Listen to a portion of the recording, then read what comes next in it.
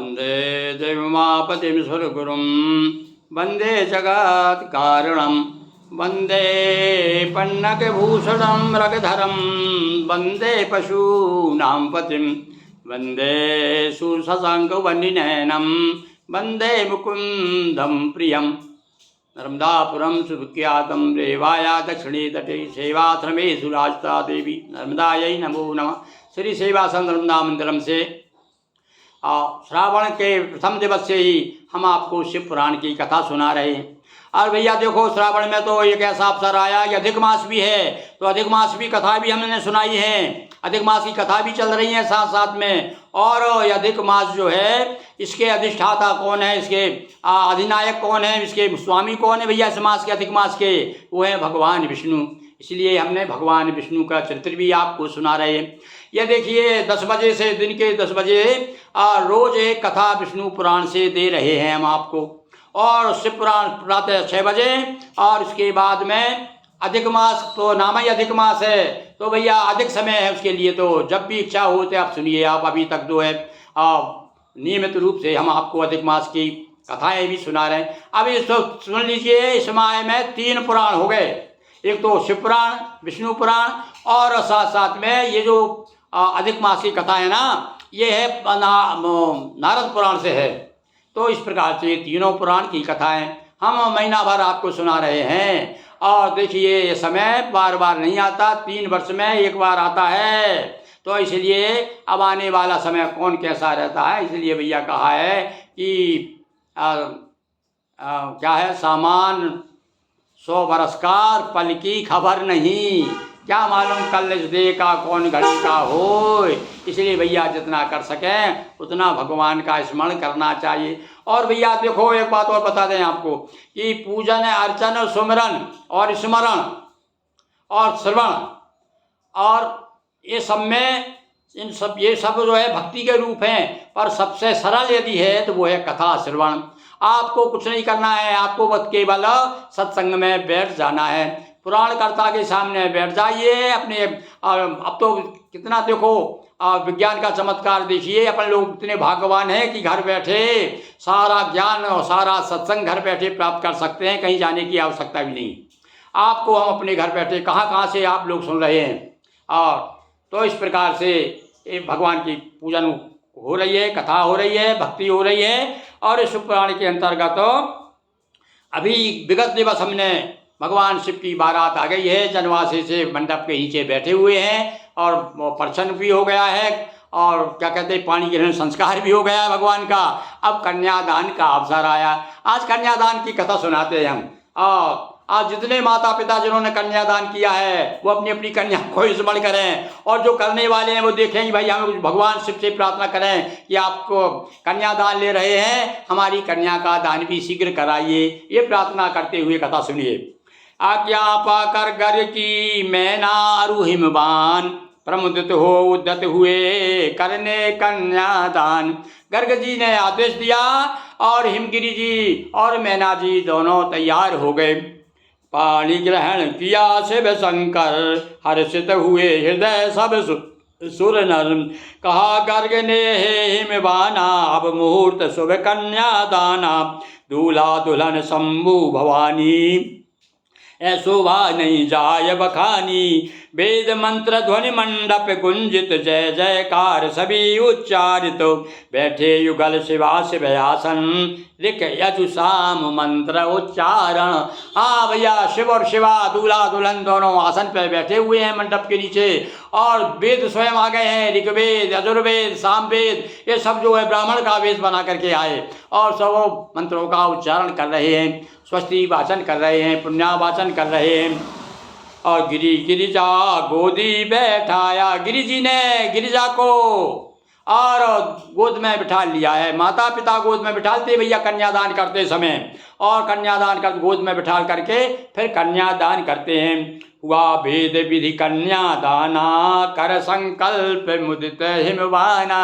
आओ बड़ा प्रसन्न हो रहा है हिमवान की, मेरी लड़की आज जो है देखो एक दो उस समय एक ऐसा प्रसंग आता है कि दिल में विदा बिछोए का दुख भी होता है, अपनी बेटी से बिछोए का, और किंतु साथ साथ में ये भी प्रसन्नता होती है कि अच्छे घर जा रही है और जीवन में, नए जीवन में गृहस्थ आश्रम में प्रवेश कर रही है।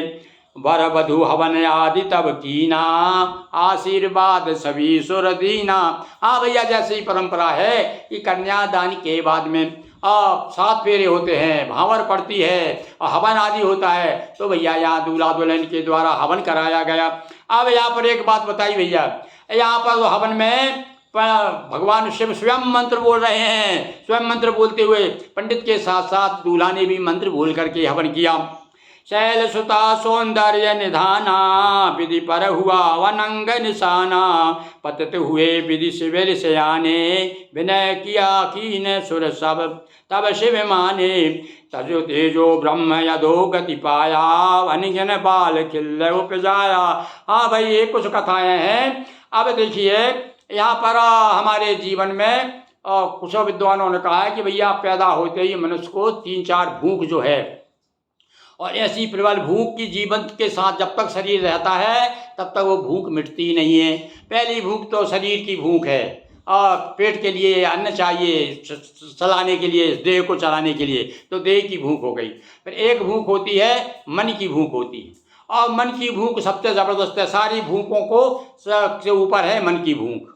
और मन की भूख में विशेष रूप से अनेक कामनाओं की पूर्ति, और अनेक कामनाओं के साथ साथ में सबसे बड़ी है सेक्स, जिसे अपन कहते हैं अंग्रेजी में।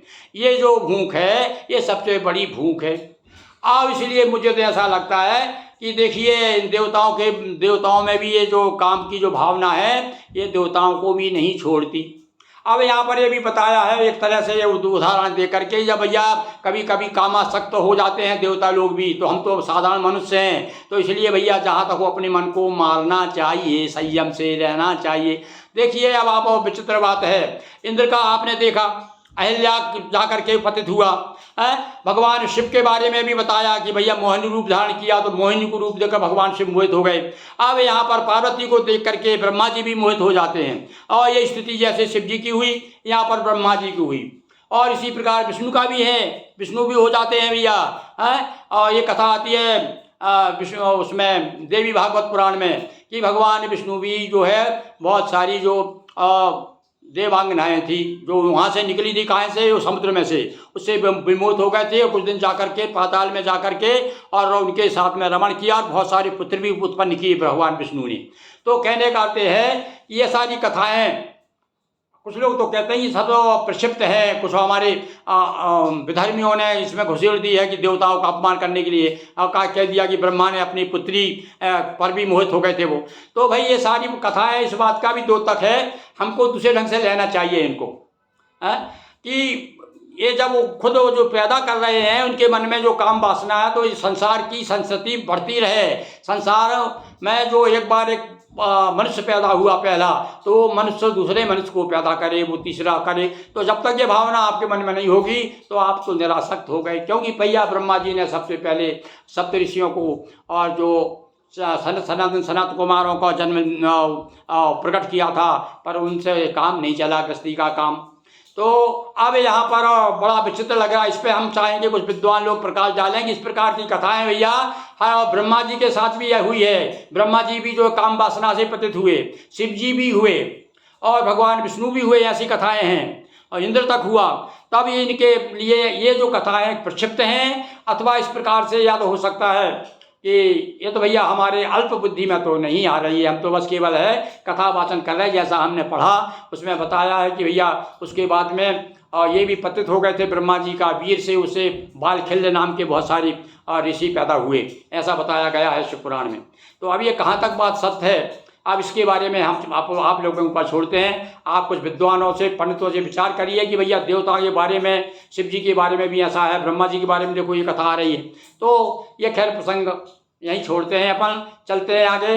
भगवान शिव का यहाँ दूल्हा दुल्हन बैठे हुए हैं, कन्यादान का अवसर है, और अब कन्यादान हो गया है और दूल्हा को कोहबर में लाया गया है, और वहाँ पर जाकर के लोक रीत हो रही है। भैया देखो जहाँ वहाँ आजकल कहते हैं वहाँ कोठी पे ले जाते हैं दूल्हा को, महाकोठी में जाता और वहाँ पर जो साला सालियाँ और सारस और जो हंसी मजाक के जो भी लोग होते हैं ना संबंधी, तो बड़ा वैवाहिक उत्सव और भी ज़्यादा मंगलमय हो जाता है। तो यहाँ पर सुनिए, अब कोहबर में पहुँचे तो वहाँ लक्ष्मी, इंद्राणी, अरुंधति और बड़ी बड़ी सयानी, रति सब महिलाएं इकट्ठी हो गई और भगवान शिव को नाना प्रकार से मजाक करने लगी और कहती, महाराज अरे बहुत दुखी रह गए आप, हमें मालूम है, बहुत याद आती थी आपको पार्वती की, उनके बिछोए में आप बड़े दुखी रहते थे, अब चिंता छोड़ दो, अब तो अपनाओ अपनी श्रीमती को।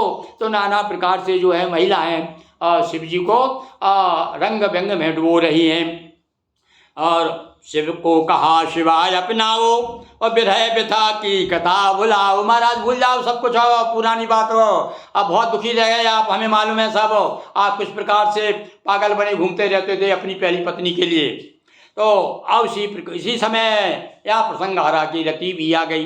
अब रति को पता चला कि देखो मेरे पति को तो भस्म कर दिया महाराज ने और खुद शादी कर रहे हैं और मुझे एकांगी कर दिया है। तो वो भी आकर के कामदेव पत्नी भी आई और रति भी अपनी व्यथा सुनाई, उसने भी आकर के रोना रोया कि महाराज मेरे पति को जीवित कर दीजिए, महादेव जी विनती सुनिए, मेरे पति को जीवित करिए। शिव जी से पाकर वरदाना, मिला काम को जीवन दाना। और भगवान ने उसे फिर से जीवित कर दिया, कह दिया कि वो कृष्ण तनय हुई है सुत तोरा, जाओ द्वापर युग में तुमको वो पति के रूप में प्राप्त होगा।